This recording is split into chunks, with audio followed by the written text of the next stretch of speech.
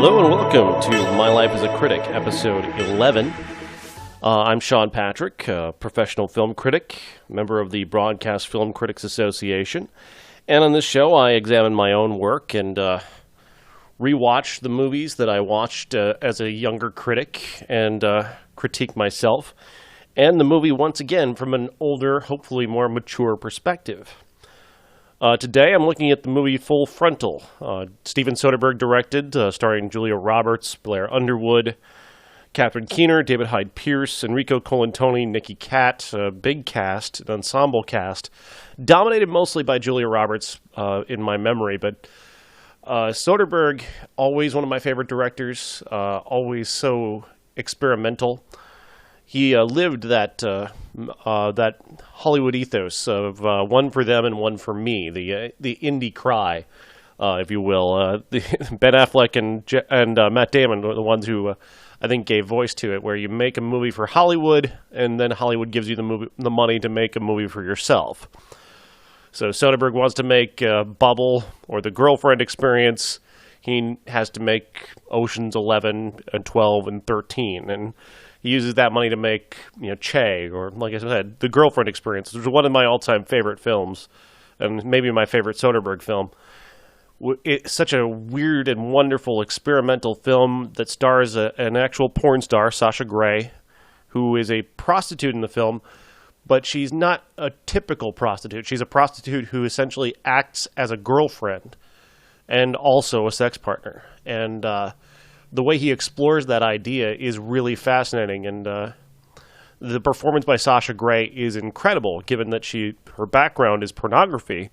She is tremendous in the film, and it was an experiment that, it was on the edge. It was out there. It was something that could have been a complete failure, but he really turned that idea, that experiment, into an incredible film. The same with Bubble, which starred all amateur actors.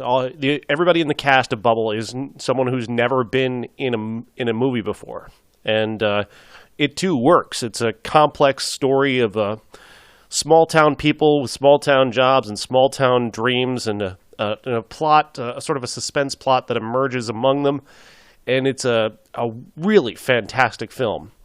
That said, not all of Steven Soderbergh's experiments have worked out, and that brings me to Full Frontal, which was an experiment in essentially, I'm not quite sure, but let me read you my original review from November of 2002. So this was an old one.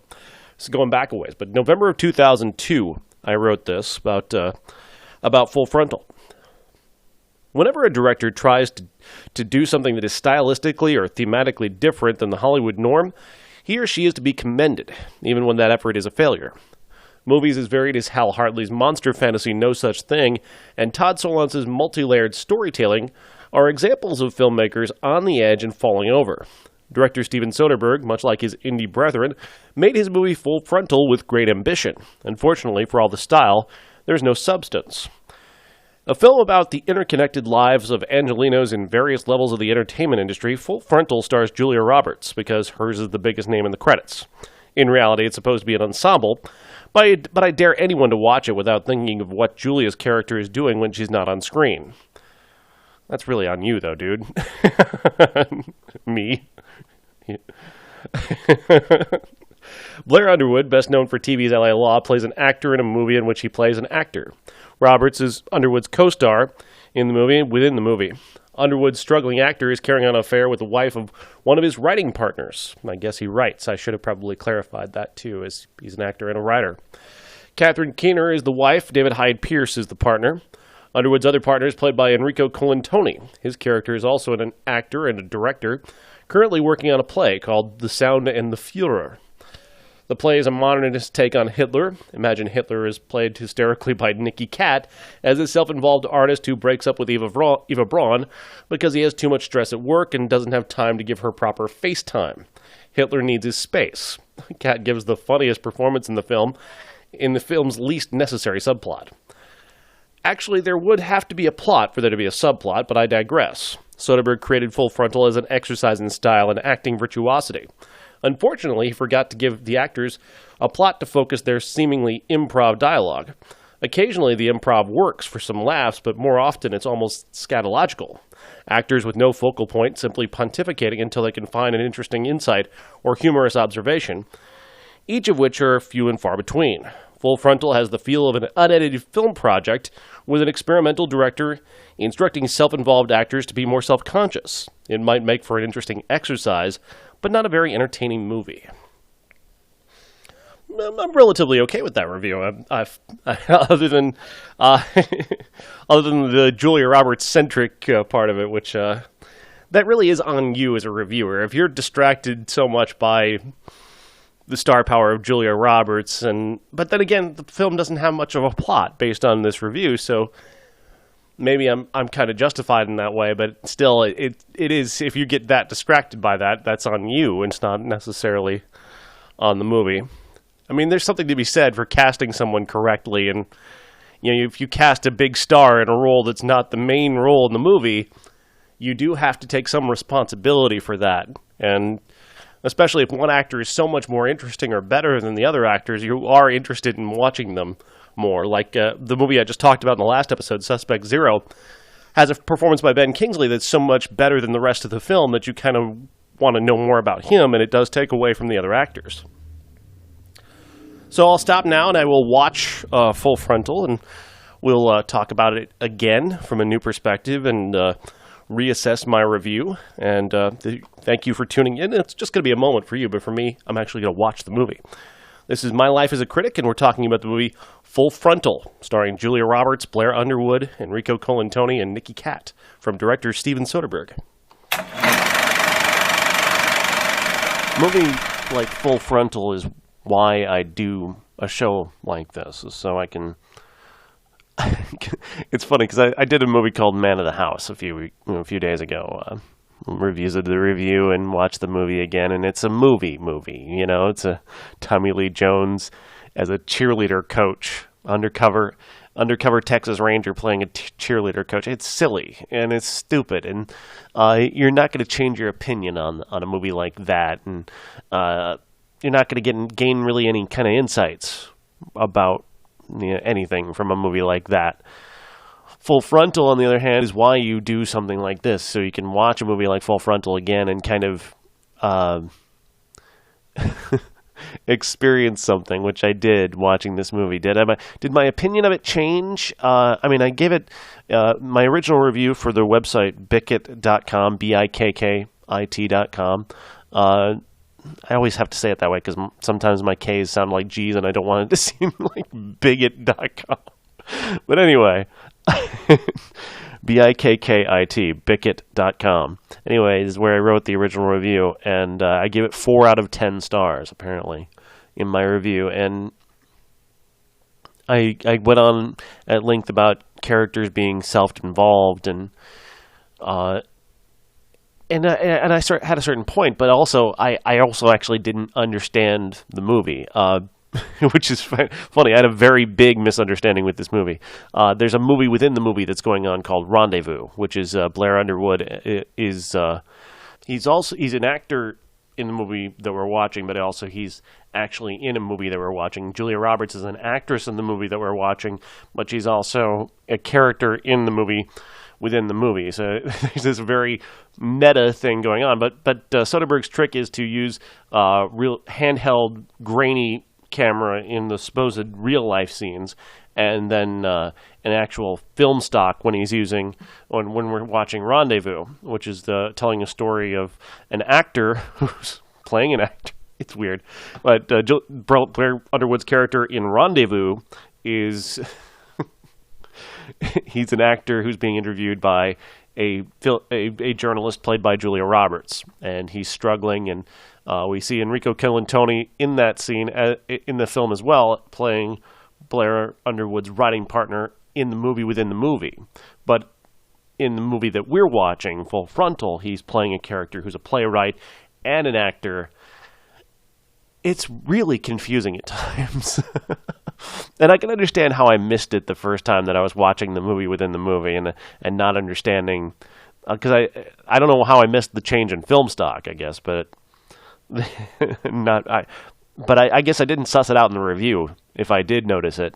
I failed to mention in the review that there's a movie within the movie within the movie, because the whole thing goes really inside itself and up its own butt at the end where they pull back. We're in the handheld portion of the film.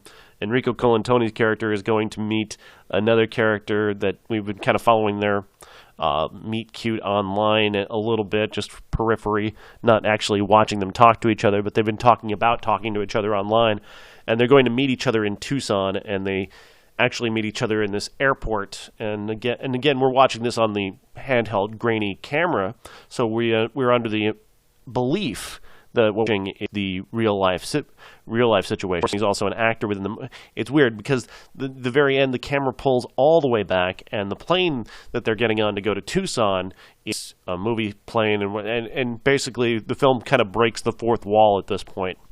So that part is very confusing. I'm not exactly certain what Soderbergh is going for there, other than going super meta in a way that's something to him. Where this movie really surprised me, though, was in the performances and the fact that, coming into it, I was under the impression that I didn't really like this movie, but I'm watching it this time, and it gets to a certain point where Catherine Keener and David Hyde Pierce, who play a married couple in the film with a lot of problems. She's been cheating on him.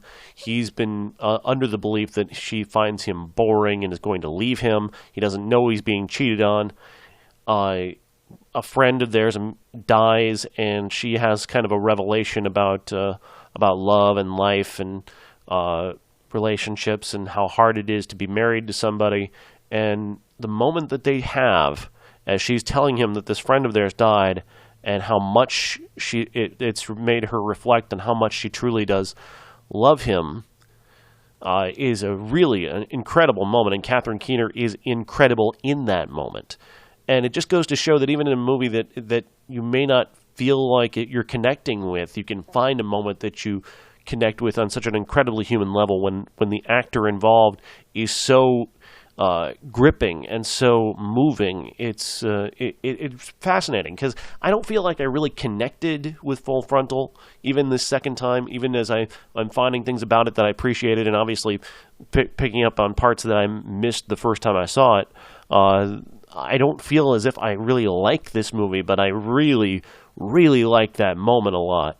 And I really am. I'm fixated on that. The other thing that, of course, I fixated on in the review and remains today is Nicky Katt. Nicky Katt's performance in this film is absolutely incredible. It is the true comic voice of this film, in which he's playing this horribly disturbingly douchey actor who's just completely a cliche, but at the same time he's just very funny as that sort of cliched, arrogant actor. And Nicky Katt is just so great at being kind of a douchey character, but also just really funny while he's doing it. And he's playing. He's an actor in this play that Enrico Colantoni's character has written with the David Hyde Pierce character, and in the play he's playing Hitler, but a more modern Hitler. Whereas they take the Hitler of 1940s Germany and put him in modern day context. He's still the Führer and the leader of Germany and horrible, but he's got these modern issues where he wants space from Eva Braun, or he doesn't like he's annoyed by the text messages he gets from Goebbels. I mean, horrible, disgusting on most levels, but at the same time, the way Nicky Katt plays it, and maybe I'm just a sucker for Hitler out of context jokes. I don't know, but something about it just made me laugh. It really did, and made me laugh out loud a couple of times. So. Roger Ebert has talked about years ago about having about 3 scenes, a movie with 3 scenes. If a movie's got 3 great scenes, then he can recommend it. And Full Frontal, at the very least, has, probably 3 scenes, because Nicky Katt's got a couple of scenes where he really hits the ball out of the park with some really big laughs. But and then of course the Catherine Keener scene at the end, which is very moving. And then there's Brad Pitt, who pops up throughout the film, playing a kind of an outsized version of Brad Pitt, kind of a comic send-up of Brad Pitt. mostly on magazine covers, but also just for a few moments in person he turns up and is actually quite funny as well. Again, very brief, very, very brief, but also very funny. And David Duchovny is kind of funny in this as well. The comedy does kind of stand out now that I'm coming away from it just a few minutes ago and thinking about it a little bit more. The comedy of this film does stand out a little bit. Even as disconnected and sort of plotless as this film is. There is something of a plot. They're building towards this party being held by a character named Gus Delario, who's played by David Duchovny, and everybody is essentially in the film is invited to this party, and we're told that maybe some of them aren't as invited as other people are, which is kind of a funny concept, but there's just such a weirdness to the early portion of this film. Catherine Keener character especially has some very odd moments. She plays an HR executive at some nameless company, and she is really terrible at her job, like really awful at her job. The things that she does to people would be horribly illegal, and she'd be fired immediately if anybody knew they did them. That she was going through them. She's asking people to stand on chairs, and she's taking pictures of them and asking them to name all the countries, countries in Africa. It's bizarre.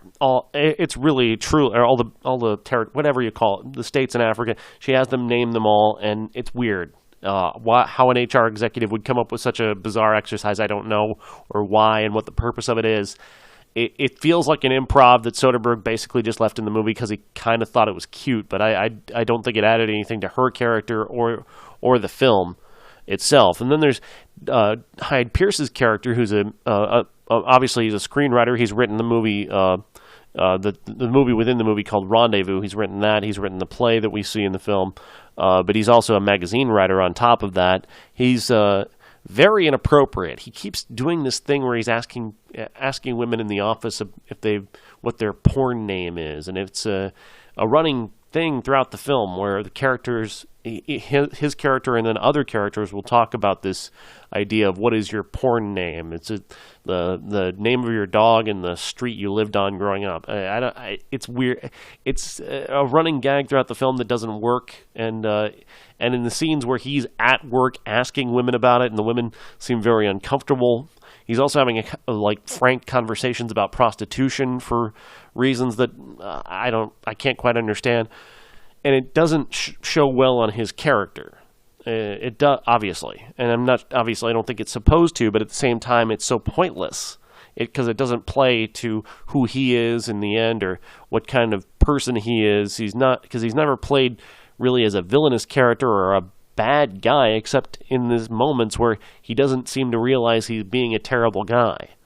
I didn't quite understand what the point or purpose of that was. So much of this film kind of plays so strangely and so in such an odd fashion that it's kind of hard to get behind some of it. So I am kind of in the middle on Full Frontal. I do like a lot more of it today than I did when I first wrote the review, which, like I said, was a 4 out of 10 star review. We used 10 stars at the time at Bickett just because that was different than from what other websites were doing.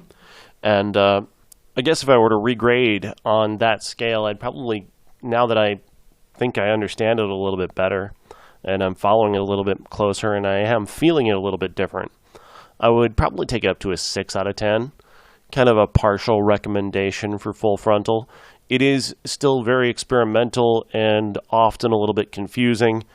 I think if I spend a little more time on it right now, I wanted to dig into, say, the metaphoric meaning of the different film stock and the pulling back at the end to reveal that everything you saw was a movie, not just the movie within the movie. I'm sure I could probably come up with some kind of film school explanation of everything, but I don't really feel like this movie earns that level of investigation. I think it was an experiment that Soderbergh did at the time, and it's not a failed experiment. It's just really just an experiment that ended with not much really learned by anyone, not much to take away other than when great actors are given great moments, they can oftentimes hit those great moments, as Catherine Keener does, as Nikki Katt does, as a couple of the actors in the film have these moments that they're kind of close to nailing it with. There are other moments that are just really just awkward and unfunny and pointless. And there's so much of the film that I think is just searching for something searching for a point and not finding it. The scenes just sort of drag and in search of an idea, in search of where this should go and how it can play, and lots of improvisation, coming up with ideas on the fly that don't really work. And I can appreciate the experiment, even if I can't necessarily get behind it completely. Full Frontal is not as bad as I remember it, but it's certainly not a movie that I can recommend fully. You've got to be of a particular mindset to want to watch this movie and to find a way to kind of enjoy it. But Catherine Keener does have that moment, and I really did get choked up and deeply, deeply moved by that moment that she has late in the film. And for that, I can say, good things about Full Frontal. This has been an interesting experience watching this movie. The movie hasn't changed, but certainly my ability to read it is a little bit stronger, and my feelings toward it are a little bit softer. I will say that much. This has been the Full Frontal episode of My Life as a Critic, and let me know what you think in the comments, and like, share, subscribe, all that stuff. I appreciate anybody who's taken the time to listen to this show, and thank you. We'll have another show coming up.